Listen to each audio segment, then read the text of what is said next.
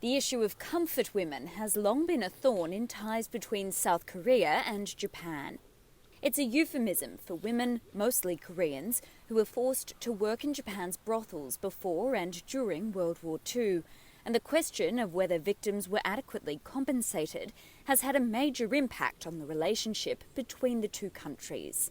And a newly erected statue in Pyeongchang in South Korea may further fray ties, as it appears to show Japan's Prime Minister Shinzo Abe kneeling and bowing to a seated comfort woman. And Tokyo is outraged. Eternal Atonement was commissioned by Kim Chang-ril, the head of a privately run botanic garden. He says the kneeling figure could depict anyone. It's not necessarily Abe.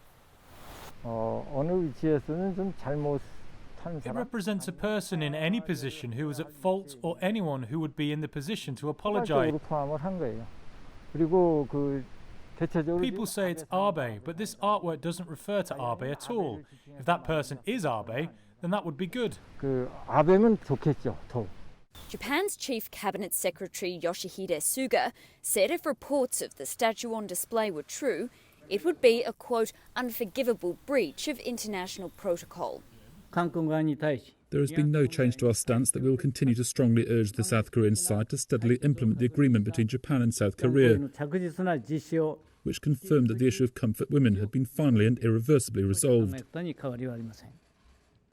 Suga is referring to a 2015 agreement reached by Abe and then South Korean President Park Geun-hye, under which Abe apologised and pledged a fund to support the survivors. But South Korean President Moon Jae-in's government has declared the deal flawed, in effect voiding it. South Korea's foreign ministry said there may be international protocol to consider, but declined to comment further as the sculpture was an act by a private citizen.